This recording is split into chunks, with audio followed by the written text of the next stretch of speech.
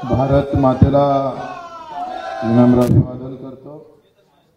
खरं तर बराच वेळ झाला मंचकावर आमचे बाळासाहेब असेल, सर्व विविध संघटनेचे सर्व पदाधिकारी असणार, या जिल्ह्याचे दिव्यांगाचे प्रमुख आमचे त्रिपाठीजी असेल, सीतेजी जाधव, आमचे बडेसाहेब साळुंकेजी, ज्यांनी फार आग्रह केला होता ते आमच्या काजलताई। खरं तर यापूर्वी मी येऊन गेलो तेव्हा मुकल आणि काजल एकत्र होतो आम्ही, आणि सगळ्या संघटना एकत्रित तो कार्यक्रम घेतला होता। रत्नागिरी, कोकण, सिंधुदुर्ग, रायगड हे माझ्यासाठी अतिशय स्फूर्ती देणारा, प्रेरणा देणारा भाग आहे। मी नेहमी या भागात जेव्हा फिरायला येतो किंवा या भागात जेव्हा निहाळतो, डोळे इकडे फिरतं, तेव्हा मला छत्रपती शिवाजी महाराजचा इतिहास डोळ्यासमोरून कधीच जात नाही। प्रचंड ऊर्जा असणारा हा प्रभाग आहे, प्रचंड संघर्ष केलेला हा प्रभाग आहे। ही भूमी जी आहे प्रत्येक वेळेनं लढलेली भूमी आहे। ज्या वेळेस सगळं संपलं होतं, देशातला सगळ्यांनी आपले सगळे अवजारं खाली टाकले होते, सगळे हत्यारं खाली टाकले होते, तेव्हा या भूमीनं आम्ही पाहतो या देशासाठी शस्त्र हाती घेतलेले आहे। एवढं ते महत्त्वाचं आहे। आणि अशा भूमीतून आम्ही प्रेरणा घेऊन जातोय, आणि म्हणून शेवट आम्ही इथे ठेवला आहे। मी गडचिरोलीपासून सुरुवात केली, गोंदिया, भंडारा, नेमका तोही धान उत्पादक शेतकऱ्यांचा भाग आहे, आणि हा सुद्धा धान, आंबा, नारळ, मच्छीमार असेल यांच्या सगळ्यांचा भाग आहे। तो जंगलात आहे, जंगलापासून सुरुवात झाली आणि समुद्राच्या पाण्यावर ते थांबली। अशी एक आमची ही हक्क यात्रा। खरं तर माझ्या दिव्यांग बांधवांसाठी मला बरेच मॅसेज आमचे भुसकडे साहेब काका सांगत होते, तर काही मॅसेज त्यांना येत होते, मला पण काही मॅसेज आले, हजारो रोज काही 100-150 मॅसेज चालू होते। बच्चू 2,500 भेटला, तुम्ही उपोषणाला बसल्यात आणि आम्हाला 1,000 रुपये वाढले, केवढा आनंद होत आहे। पहिला मॅसेज आला जेव्हा डोळ्यातून पाणी आलं का एका इकडे फक्त 1,000 रुपये वाढले तर किती कृतज्ञता आहे। ज्याला खरोखरच तहान लागली आणि ज्याला जर आपण पाण्याचा एक थेंब जरी पाजलं तर बिचारा किती तो आनंदी होतं, किती आशीर्वाद देतं। तसा माझ्या दिव्यांगांना महाराष्ट्रात आशीर्वाद दिलेला आहे। तर जिथं गरज आहे तिथं जाणारी क्षमता आता संपली आहे नेत्यांमध्ये, ते काही राहिलीच नाही। नको तिथं जाण्याची स्पर्धा लागलेली आहे। लग्नात नाही गेला तर लग्न काही राहत नाही, पण तिथं पहिले जाणार आमदार, खासदार। एखादी मिरवणूक असेल तिथे जाणार, पण ज्याला 2 पाय नाही, हात नाही, डोळे नाही, त्याचा एक तरी देशामध्ये एखादा आमदार, खासदार दाखवा का त्याचं घर स्वतःच्या निधीतून उभं केलं म्हणून। आम्ही मंदिरं बांधायला पैसे देतो, मस्जिदी उभे करायला पैसे देतोय, पुतळे उभे करायला पैसे देतोय, पण त्या मस्जिद आणि मंदिराच्या मधात माझ्या दिव्यांगाचं घर पडलं असेल तर ती बांधण्याची अक्कल तुम्हाला येणार कधी, ते विचारतोय आम्ही तुम्हाला। म्हणजे आमच्या सगळ्या संतांनी हेच सगळं सांगितलं होतं। गाडगेबाबा असेल, तुकाराम महाराज असेल, तुकडोजी महाराज असेल, या सगळ्यांनी याच्यातच खऱ्या अर्थानं देव पाहिलेला होता। आणि मग हे काम करणं अधिक महत्त्वाचं आहे। खरं तर तुम्हाला आम्हाला सगळ्यांना जातीपाती धर्मात अडकून ठेवलेलं आहे, आणि फार व्यवस्थित अडकवलं आहे, ते निघत नाही। मी किती काही सांगण्याचा प्रयत्न केला आणि तुम्हाला किती काही पटवून सांगितलं, जरी तुम्ही दुःखी असले, जरी वेदना असेल, तरी तुम्हाला जात आणि धर्म हा मेल्यावरही जात नाही। बरं, जात अशी आहे का ते मेल्यावर सुद्धा आपल्या मागं चिटकली असतं। धर्म असाच आहे। म्हणजे धर्म म्हणजे नेमका काय, तर एकाचा भगवा झेंडा, दुसऱ्याचा हिरवा झेंडा, झाला धर्म, संपला। धर्म इथं येऊन थांबतं आणि इथंच संपतंय। खरा धर्म हा आहे जो आमच्या तुकाराम महाराजांनी सांगितला, जे का रंजले गांजले त्यासी म्हणे जो आपुले, तोची साधू ओळखावा, देव त्यासी जाणावा, हा धर्म खरा आहे। तो विसरला आणि रंगाचा, झेंड्याचा रंगाचा धर्म तुमच्या आमच्या काडक्यात घातलाय। कारण मनगडात जोर ज्याच्या नसतं ना ते धर्म आणि जात घेऊन चालतं, आणि ज्याच्या मनगडात जोर असतं ना ती हक्काची लढाई लढत असतं, कारण ती लढाई फार महत्वाची असते. आणि त्या हक्काची लढाई या देशातून हद्दपार झालेली आहे. जगाच्या व्यासपीठावर आज आम्ही पाहतोय का, जगाच्या व्यासपीठावर बोलतो मी, भारत नाही बोलत, जगाच्या व्यासपीठावर ही लढाई अशीच चालू आहे. प्रत्येक देश कुठं ना कुठं जातीपाती वर्णभेदामध्ये अडकून ठेवलेला आहे. आणि आम्ही सगळ्या गरिबांनी गावागावात असेच भांडलो पाहिजे. कधी जातीच्या नावानं भांडलो पाहिजे, कधी मिरवणूक घेऊन भांडलो पाहिजे, कधी मस्जिदीसाठी भांडलो पाहिजे, कधी मंदिरासाठी भांडलो पाहिजे. कारण तुम्ही भांडत राहिले म्हणजे सरकारसोबत कोणी भांडण करत नाही, सरळ अर्थ आहे. पण ते आम्हाला समजायला किती वेळ लागणार आहे, आयुष्य जाईल. कारण गावागावात भांडणं सुरू झाले तर सरकारने भांडायला उरतच कोण. आणि हा व्यवस्थित प्लॅनिंग आहे.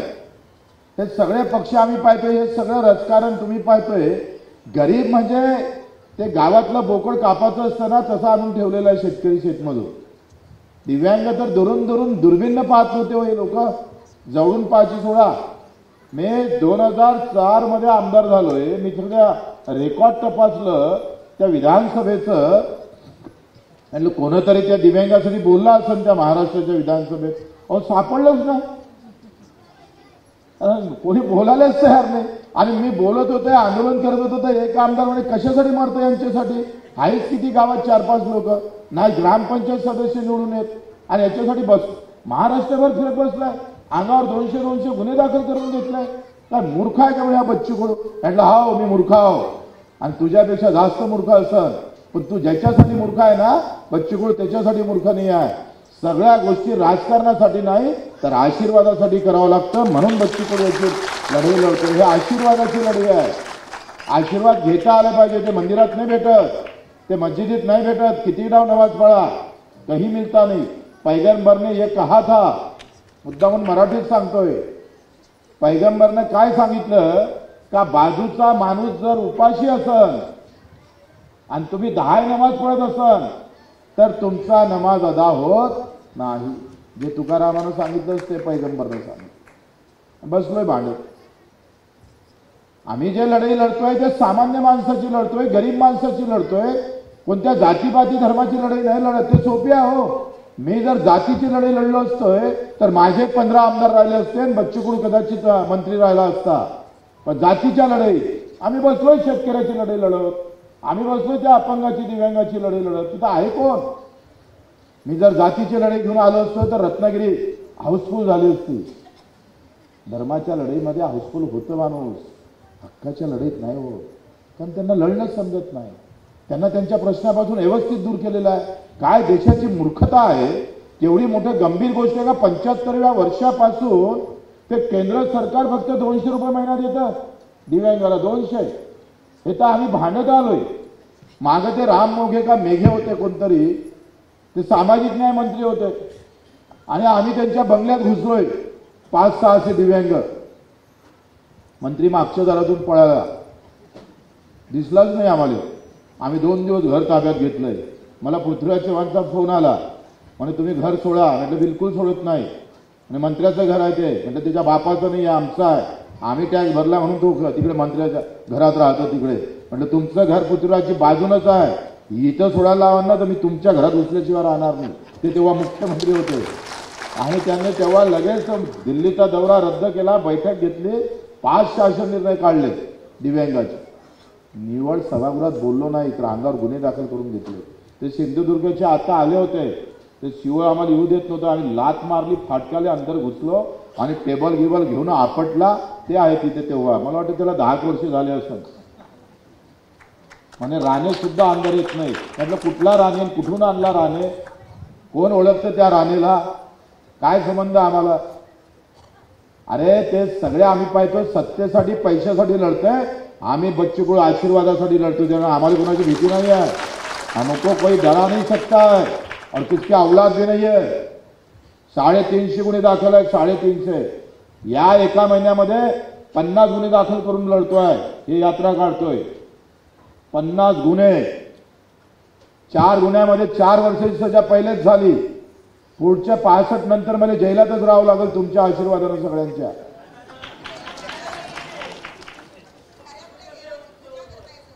आम्ही कधी त्याचा विचारच केला नाही.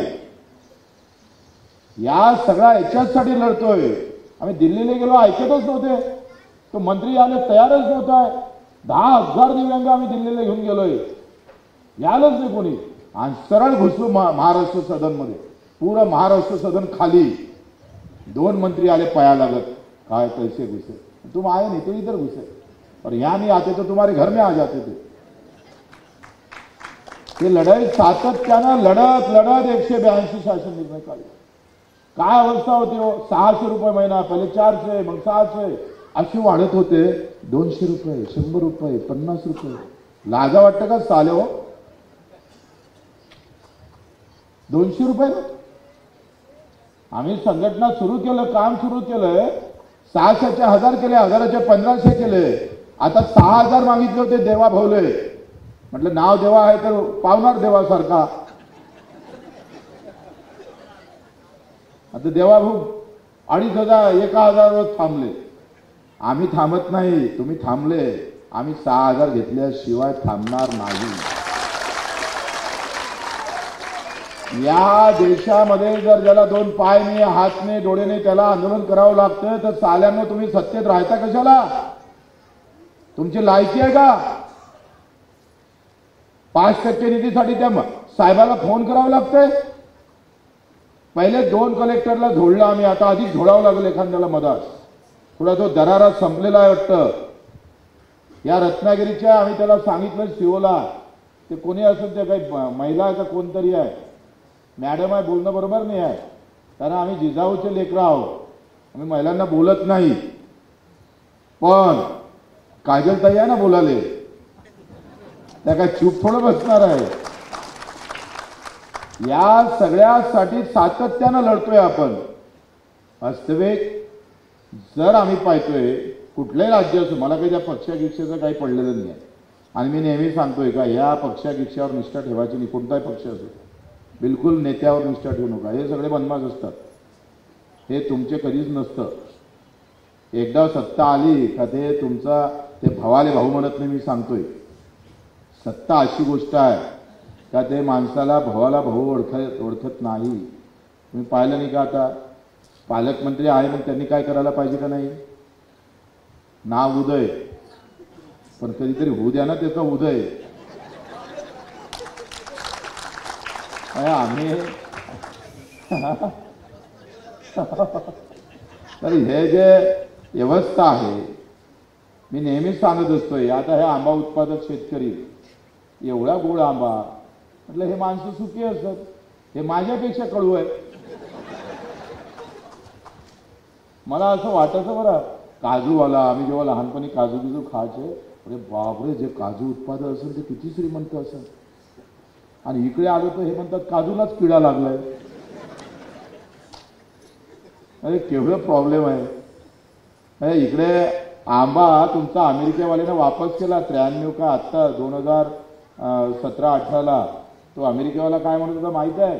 त्या आंब्यात एकच किडा होता आणि म्हणून त्यानं एक्सपोर्ट तिकडलं नाकारलं तुमचे आंबे कोकणातले. आणि तो साला अमेरिकेवाला आमचे जे सफरचंद पाठवतो 108 जंतू आहे त्याच्यात 108 तरी खातो आम्ही. आमचे मोदीजी 56 इंचवाले झुकतंय. आमचा आंबा घेत नाही. सफरचंद कसं घेतं मराले. तुमच्या बापाचं राज्य आहे साले हो. आमचा आंबा घेतला नाही तर आम्ही तुमचं सफरचंद घेणार नाही. सांगून द्या ना.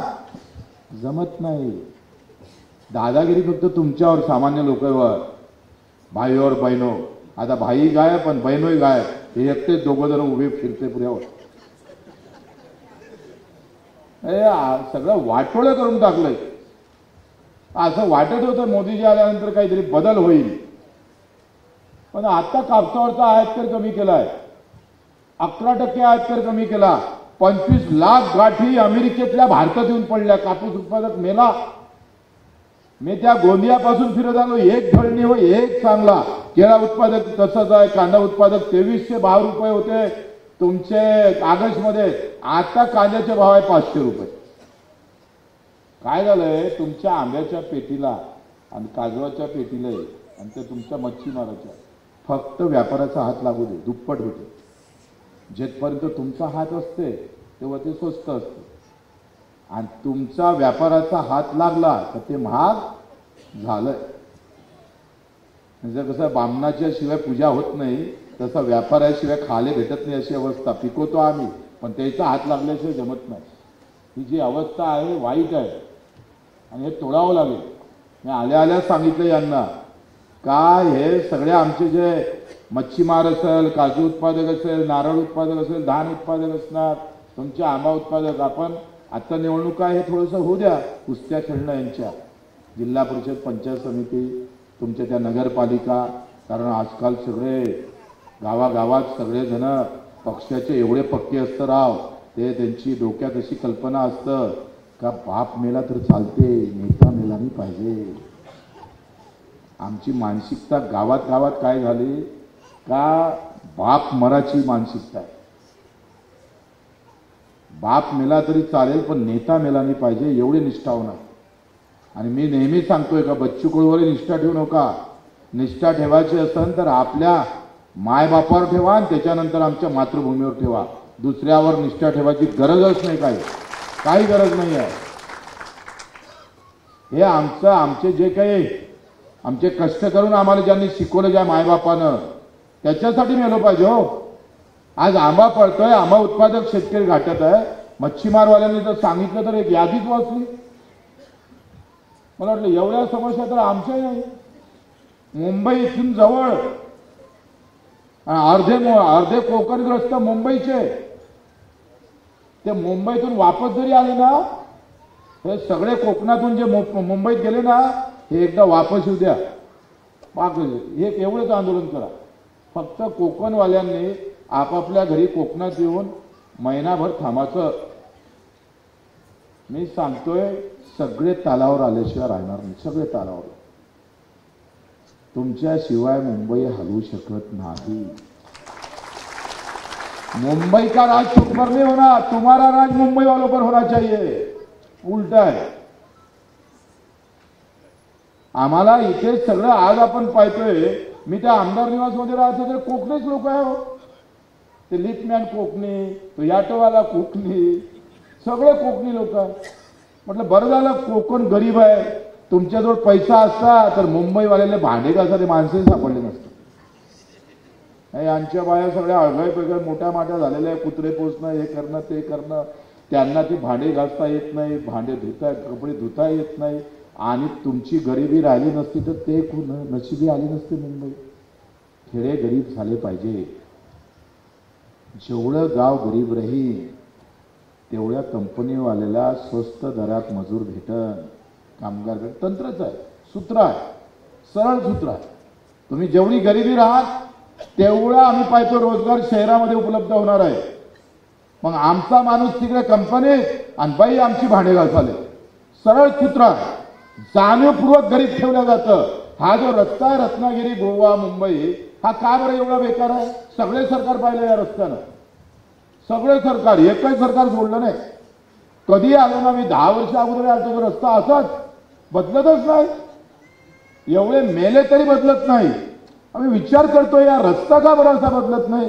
कारण या सगळ्या नालायकांना आता सगळ्या तो रस्ता बेकार झाल्यावर जमिनी स्वस्त आहे. सगळ्या जमिनी घेणं सुरू केलेल्या आहे. जेवढे रस्ते बेकार राहील तेवढे तुम्ही त्या जमिनीचे भाव तेवढे डाऊन होतं. हे सूत्रच आहे हो, सरळ सरळ सूत्र आहे. आणि ह्या 10-15 वर्षात जेवढा हात मारायचा तेवढा मारून टाकायचा. तुमच्या जमिनी स्वस्त भावात घेतल्या. माझ्याकडे तर मी सांगतोय त्या धारणीमध्ये चिखलदऱ्यामध्ये त्या भागात रस्ते एवढे बेकार होते, जसे सगळ्या व्यापाऱ्यांना रस्ते घेतले चौपदरीकरणच करून टाकले. सगळ्या जमिनीचे भाव आले. टप्प्याटप्प्यावर मारतो तुम्हाला सत्तेवाले, टप्प्याटप्प्यावर मारतो. जमिनी विकू नका. हे किमान 5-10 वर्ष जमिनीला हातच लावू नका सांगतो. हे पुन्हा ते दिवस येणारच आपले. तुम्ही जमीन सोडल्या पाहिजे म्हणून सगळ्या इकडे आम्ही पाहतोय मारामारी आहे. 6.5 लाख शेतकऱ्यांची आत्महत्या आहे. कुठे त्याचा उद्रेक आहे? काहीच नाही. ह्या सगळ्या जमीन सोडावं, तुम्ही चाचणी करावी तिकडे, हे सगळं त्याच्यासाठी प्रयोग आहे. लक्षात घ्या. हे सगळं षडयंत्र आहे. जागतिक वर्ल्ड बँक काय म्हणतोय? त्यांची जबरदस्ती आहे का 40% जनता, खेड्यातली 40 करोड जनता ही शहरात गेली पाहिजे. म्हणजे आज जे आपण पाहतोय का हे सगळं बॅलन्स अनबॅलन्स करायचं आहे. म्हणजे 2% लोकांवर 98% लोक उचलून 2% जमिनीवर घेऊन जायचे आणि तिथं सगळ्या त्या कंपनीवाल्यांच्या व्यवस्था तयार करून घ्यायच्या. वर्ल्ड बँक बर्डन करतं, नेहमी सांगते भारत सरकारला का ऐसा क्यों नहीं हो रहा है. कोरोनामध्ये सगळे वापस गेले, अर्धे अधिक लोक वापस खेड्यात गेले आणि खेड्यातलं जीवन इतकं वाईट करणं सुरू केलेलं आहे. त्याच्यासाठी एकत्र लढा. मी पहिलेच म्हणतोय, मी जाती भेटायला धर्माची लढाई लढायला आलो, मी पैशाची लढाई लढायला आलो. ते जिंकले आम्ही. 1000-2500 केले ना दिव्यांगाचे. हे पैशाची लढाई जिंकलो आम्ही. पैसा आता का से और जाता का है उस पर ख्याल रखो. जास्त इतिहासात शिराची गरज नाही आहे. अर्थशास्त्रामध्ये एक शिरा. अर्थशास्त्र काय म्हणतं, आमच्या बजेटमध्ये आमचा हिस्सा किती आहे ते बघा. त्या बजेटमध्ये आमचा हिस्साच जर नसल, आम्ही काढायला लावले नाही का. जे सरकार 1 रुपया वाढवायला तयार नव्हतंय त्या दिव्यांगासाठी आम्ही 1000 रुपये वाढवायला लावले आणि थांबणार नाही. 182 शासन निर्णय आपण काढले. आता अंत्योदय योजना असेल, घरकुल योजना असेल, दिव्यांगाचं आरक्षण असेल, राजकीय आरक्षण असेल, या सगळ्या गोष्टीसाठी आपल्याला भांडायचं आहे. आणि शेतकऱ्याची कर्जमाफी, आमचे देवाभवनाचे 7-12 कोरा कोरा कोरा 3 डाव म्हटलं. कोरा कोरा 1 डाव तर कर, 3 डाव कोरा म्हटलंय. मग आंबा उत्पादक शेतकरी नाही. आता तर तुम्ही मच्छीमारवाले पण कृषीमध्ये आले. तो कृषी शेतकऱ्याचा धंदा पहिलेच घाट्यात आणि त्याला आधी घाट्यात घेऊन आले. अरे ते कृषीला दर्जा द्यावा लागेल. कृषीचा दर्जा देऊन नाही होत. कृषी क्षेत्राला दर्जा कुठं आहे? दर्जाच नाही. तुम्ही याच्या अगोदर हे आंबा उत्पादक शेतकरी रडत आहे आणि तुम्ही जे रडत आहे तिथंच येऊन बसले. म्हणजे हे सुखी आहे का? तर नाही. काही धोरण नाही आहे. सगळं गरीब करण्याचं व्यवस्थित षडयंत्र चालू आहे. आणि ते कोणता तुमचा तो जिंदाल बिंदालवाल्याला ते इकडे तिकडे गॅस काय म्हणतो तो ते जागेत तो निर्माण करतोय, स्टोअर करणार आहे. मी सांगतोय त्यानं स्टोअर करायसाठी जर एक कुदई जरी मारली ना तर आम्ही जिंदालच्या प्रकल्पावरच कुदई मारूच चालले, सोडणारच नाही. आणि कायदा काय आहे, खाजगी कंपनीवाल्यांना जर जमीन शेतकऱ्याची घ्यायची असेल तर 2013चा अधिनियम आहे. तू काय सांगतं, 80% संमती असल्याशिवाय कुठलाही खाजगी प्रकल्प उभा करता येत नाही. 80% शेतकरी जबरदस्ती केली तर IPC 442, 441, 445, 447 गुन्हा दाखल होतं. घाबरावचं नाही कंपनीवाल्यांना, बिलकुल घाबरा. यांना जमिनी द्यायच्याच नाही, काही गरज नहीं. द्यायच्या असेल तर अर्धा शेअर, जितना कमाएंगे उसका 25% हमको मिलना चाहिए. अगर नहीं मिलता है तो हम देने वाले नहीं है. आणि काही घबराची गरज नाही आहे. एकदा तुम्ही जागे झाले, हे संख्या गिंख्या सोडा हो. छत्रपतीनं 7 लोक घेऊन स्वराज्याची सुरुवात केली होती. 7 लोक. जेव्हा तोरणा हाती घेतलाय ना, तेव्हा तोरणा हाती घेताना सातत्यानं आज घेऊ उद्या घेऊ सातत्यानं स्वप्न पडायला लागली होती. आणि जिजाऊ महासाहेब मुद्दाहून सांगत होते सुरुवात करा लढाईची. जेव्हा तोरणा हाती घेतलाय तेव्हा आदिलशाहीचं सैन्य 100-150 मीटरवर 50,000चं बसलं होतं. तिकडून निजामशाही दौलताबादले होती, मोगलशाही होती, कुतुबशाही होती, सौफेरशाह्या होत्या. आणि 7-8 लोक छत्रपती शिवाजी महाराजांनी सवंगडी 7 लोक 6 तरुण मुलं तोरणा हाती घ्यायला लागते. त्या तोरणावर 250 सैन्य होतं फौज पाट्याचे. 7 लोक काय धाडस आहे हो. म्हणजे एवढं धाडस आले कुठून? दादोजी कोंडे म्हणायचे अरे ते तोरणा घेताना आपल्याला लपाले तरी कुठे जागा आहे. उद्या नाही आला ताब्यात आणि ते सैन्य धावून आलं तर चिरफाड होईल, शिल्लक राहणार नाही कोणी. जिजामा काय म्हणते, नको राहू दे शिल्लक, पण स्वराज्याची सुरुवात झाली पाहिजे. ते सुरुवात करायची आहे या सामान्य माणसाच्या लढाईची. जातीपाती धर्माचं राजकारण तुम्ही करत बसा चालव. आम्ही हक्काची लढाई लढणार आहोत, हक्काचं आंदोलन सुरू करणार आहोत. जे माझ्या वेदनेचं आहे, ते कष्टाचं आहे, ते दुःखाचं आहे, त्या दुःखाची लढाई आम्ही खऱ्या अर्थानं मोठी करणार आहोत. महाराष्ट्रभर आम्ही पायाखाली घातलंय. मला माहिती आहे त्यातून मला काही राजकारण साध्य होणार नाही. जे शरद जोशीचंच झालं नाही तर माझं काय होणार आहे. ज्या शरद जोशींनी आम्ही सांगतोय इंग्लंडची नोकरी सोडून 2.5 लाखाची नोकरी सोडून ते इकडे आले. 2.5 लाखाच्या नोकरीवर त्यांनी सगळं पाणी सोडलंय. 30 वर्ष धावत होते महाराष्ट्रात. 30 वर्ष. आणि 30 वर्षानंतर काय हाती आलं. त्यांना गोळीबार झाला. एकदा रक्तबांबळ झाले. रात्रीचा दिवस दिवसाची रात्र महार धावत होते. आणि घरी बुवा येत नाही म्हणून पत्नीनं आत्महत्या केली. वाटोळे झाले संसाराचं. आणि उभे राहिले तर शेतकऱ्यांनाच मत मारले नाही कारण जातीचा नाही आहे म्हणून. ही अवस्था आहे आमच्या भारताच्या लोकशाहीची. आम्हाला व्यवस्थित काम करणारा गडी पाहिजेच नाही कधी. आम्हाला आमच्या जातीचा पाहिजे, पक्षाचा पाहिजे, पैसेवाला पाहिजे. एक दिवसाच्या पैशानं भूक मिटणार आहे आमची. आजही कित्येक लोक बगर घरानं राहतो. मी जातोय यांच्या गावात, काजळताईच्या गावात गेलोय. ते कोणतं जयगडला गेलोय. जिथं कंपनी आहे तिथंच लाईन नाही. त्या जयगडला अजूनही लाईन भेटत नाही. अर्धी लाईन येतं, अर्ध्या येतच नाही लाईन. पाणी सगळं दूषित झालंय. एका कंपनीसाठी अख्खं विहिरीच्या विहिरी दूषित होत चाललेलं आहे. कंपनीवाला महत्वाचा झाला, तुमचं जगणं महत्वाचं नाही. हा सगळा झालेला बदल लक्षात घ्या. हा पैसा जातं कुठं. 3.5 लाख कोटीचं बजेट, 7.5 लाख कोटीचं बजेट आहे आपल्या महाराष्ट्र सरकारचं. 7.5 लाख कोटीचं बजेट. आणि 7.5 लाख कोटीमध्ये दिव्यांगाला किती देतो. 1400 कोटी. 1400 कोटीमध्ये त्याच्यातला 1000 ते 1200 कोटी रुपये हे शिक्षक कर्मचाऱ्याला खर्च होतं. अपंगासाठी तो प्रॉपर होतच नाही. त्याच्यासाठी सरकार समोर येत नाही. कायदा म्हणतो 5% खर्च झाला पाहिजे. 7-5 ते 35,000 कोटी खर्च झाला पाहिजे आणि फक्त 1400 कोटी होते. हे लढाई मोठी करावं लागेल. किती केलं आमच्या शेतकऱ्यासाठी बजेट किती ठेवलंय. 9,000 कोटी. तेलंगणानं ठेवलंय 45,000 कोटी. तेलंगणाचं बजेट किती आहे. 3.5 लाख कोटी. अर्ध बजेट आहे. अर्ध्या बजेटमध्ये शेतकऱ्यासाठी 45,000 कोटी आहे. हे 7.5 लाख कोटीचं बजेट आहे आणि आमच्यासाठी शेतकऱ्यासाठी 9,000 कोटी ठेवलेलं आहे. लढणार कोण. या देशामध्ये जो काम करतोय तो उपाशी मरतोय आणि जो बेमानी जो जगतोय तो मालामाल होतोय. लढाई यांच्या विरोधात लढावं लागेल आम्हाला. मग तो कोण कोकण, कोण विदर्भ, कोण मराठवाडा, कोण ओबीसी, कोण मराठा, कोण हिंदू, कोण दलित, कोण मुसलमान. हा माझा शेतकरी, माझा दिव्यांग तो सगळ्याच जातीचा आहे, सगळ्याच धर्माचा आहे, सगळ्याच पार्टीचा आहे. त्याच्यानं जात पात धर्म नाही. आमचं जगणं एक आहे. आमचं लढणं पण एक होईल.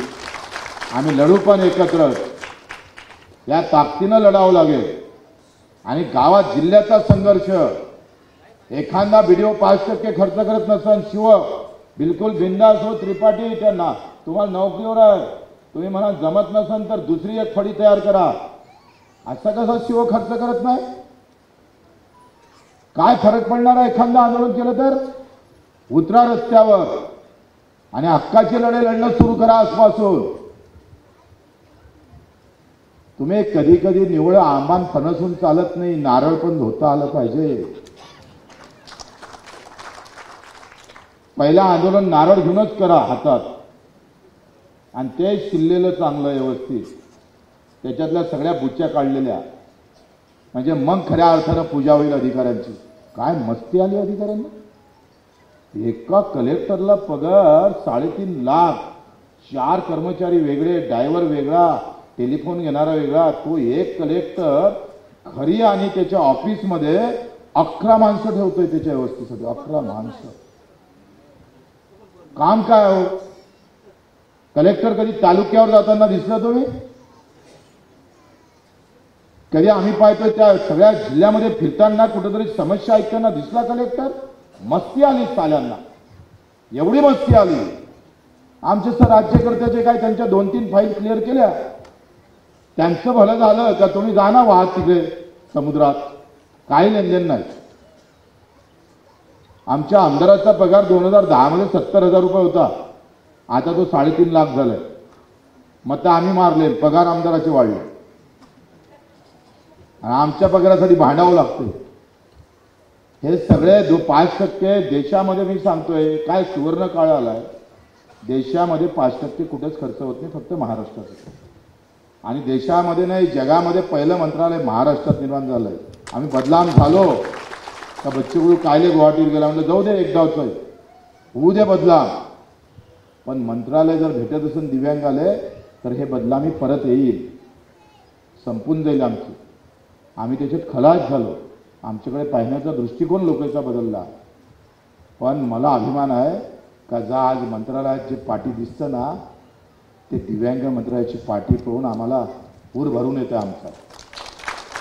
आज स्पेशल सचिव भेटला, स्पेशल मंत्री भेटला, आणि तुम्हाला सांगतोय तुमचे दिवस आता अधिक चांगले होणार आहे. तुकाराम मुंडेसारखा सचिव आलाय तुमच्या नशीब, ते सगळ्याची खरडपट्टी करतोय.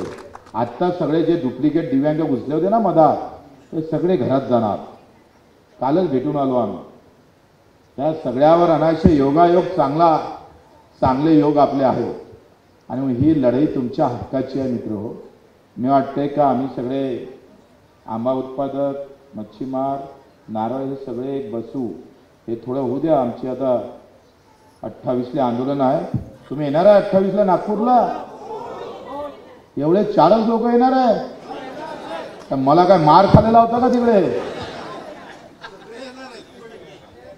आणि 2-3 दिवस मुक्कामी यायचा आहे. हा, स्वतःच्या खर्चानं. माझ्या काय मुलाचं लग्न थोडं आहे, माझाच खर्च मी तांदूळ. तुम्हाला सगळ्यांना यायचं आहे आणि तुमचे आशीर्वाद घ्यायलाच आलो आहे, आमंत्रण द्यायला आलो आहे. जसा मुलीचा बाप आमंत्रण देतो ना, तसा बच्चू कडू तुमचा एक कार्यकर्ता म्हणून आमंत्रण द्यायला आलो आहे, नेता म्हणून नाही. आम्ही नेत्याच्या भानगडीत पडत नाही, कार्यकर्ता म्हणून ठीक आहे. आणि मला काही मुख्यमंत्री व्हायचं नाही आहे. मला कार्यकर्ता राहिलो ना तर मुख्यमंत्री कोणी जरी असलं तरी तो तुमच्या पायाशी उभा करण्याची ताकद आमच्यात आहे. आम्ही उभा करू तुमच्या पायाशी. ही लढाई इथून संपली नाही. आता अधिक ताकदीनं, अधिक आमच्या शेतकऱ्या, मी ठरवलं आहे, जर आपण फेब्रुवारीच्या पहिल्या हप्त्यात येऊ आणि तेव्हा निवडणुका संपल्या असेल सगळ्या, आणि सिंधुदुर्ग ते पालघर म्हणजे मुंबईपर्यंत मार्चचं अधिवेशन घेऊ आपण. आणि मी सिंधुदुर्ग ते मुंबईपर्यंत पैदल यात्रा करायला तयार आहे. तुम्ही तयार असेल सगळे तर. फक्त कोकण पट्ट्यासाठी. कोकणाशिवाय दुसरा विषयच नाही. कारण हे आमचं नाक आहे कोकण महाराष्ट्राचं. इथून स्वराज्याचे हुंकार पेटले होते. याच कोकणानं स्वराज्य निर्माण केलं होतं. ते कोकण जर अडचणीत असेल तर आम्ही जीवाची पर्वा न करता लढायला तयार आहोत. आम्ही पर्वा करणार नाही. आणि म्हणून त्याच्यासाठी एकत्र ज्या सगळे जे काही मंत्री गिंत्री आमदार खासदार आहे, शिवाजी जय शिवाजी, जय जवान. मित्र, आपण त्यांना वेळ देऊ. ते उदयजी असू दे का ते राणे असू दे, मोठे राणे, लहान राणे, त्याच्यापेक्षा लहान राणे, 3 राणे, एका दुर्री बादशाह काय असते ते. त्या सगळ्यांना आम्ही फेब्रुवारीपर्यंत तुम्हाला टाइम देतोय. काय असेल तर ते आंबा उत्पादक, मच्छीमार, आमच्या नारळ, आमच्या दिव्यांगासाठी करा. नाहीतर सिंधुदुर्गापासून सुरू केलेली लढाई थेट मंत्रालयात थांबू, नाही तर आम्ही थांबणारच नाही. तुमची तयारी आहे सगळ्यांची?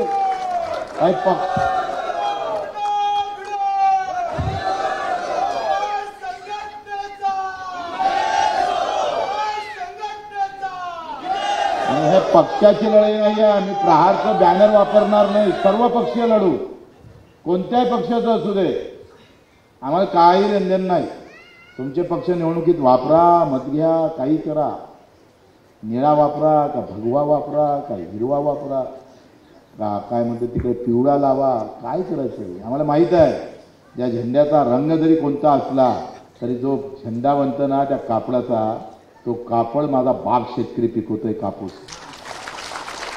रंग तुमचा असू दे, लेकिन कपड़ा तो हमारा है. मेरे किसान का है भाई, वो हमारे किसान का, इसीलिए तुम्हारा रंग बेरंग हो रहा है. आणि त्याच्यासाठी एकत्र लढायचं आहे. आपण एवढ्या वेळ इथे थांबलात, सगळ्यांचा आभार मानतो. सगळे लोक इथं आलेत, तुमचे आभार मानतोय.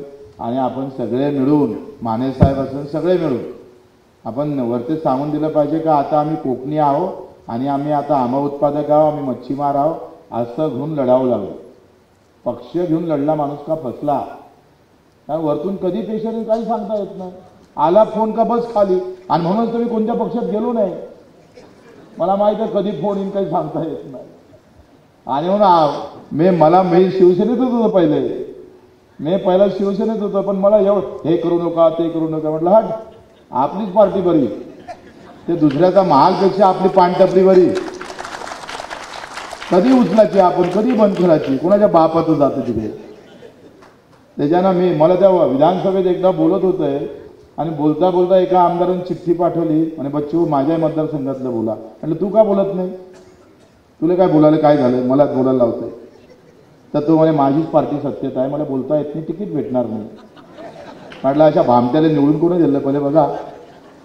म्हणजे हे असे भामटे तिकडे पाठवतोय आम्ही, कारण त्याला पक्ष ही पार्टी तिकीट दिली का मतं भेटते. सवाल पार्टी का नहीं होना, सवाल मतदार का होना चाहिए. बाबासाहेब आंबेडकरांना जे मतदानाचा अधिकार तुम्हाला दिला मित्र, त्याची पावर संपलेली आहे, त्याचा अंकुश संपलेला आहे. कारण हे एका ठिकाणी केंद्रस्थानी झालं आहे, ते पार्टीत गेलेलं आहे. लोक काय म्हणतं तिकीट आणा मग आम्ही तुम्हाला मत मारू. इथं सगळं काम फसलं. प्रश्न आम्ही पाहतोय दबाव पार्टीचा नसला पाहिजे. दबाव तुमचा जेव्हा निर्माण होईल ना तेव्हा सगळं बदलल्याशिवाय राहणार. तुमचा दबाव संपला ना रे. तुमच्या हाती झेंडे देऊन दिले गावागावात भांडत बसाय. हे जिथपर्यंत चालू राहील ना तोपर्यंत तुमचं काही खरं नाही आहे. राजकारणातलं हे सूत्र सरळ सरळ आहे. तसं खाल्ल्याशिवाय पोट भरत नाही ना, तसंच तुमच्या जाती धर्मामध्ये वाद लावल्याशिवाय त्यांचं पोट भरत नाही राज्यकर्त्यांचं. सरळ सरळ गणित आहे. आणि म्हणून आपण सगळे तयार आहेत पक्का. जय जवान. हात वरते करून सगळ्यांनी जय जवान. बोल भारत माता की. धन्यवाद. एबीपी माझा, उघडा डोळे बघा नीट.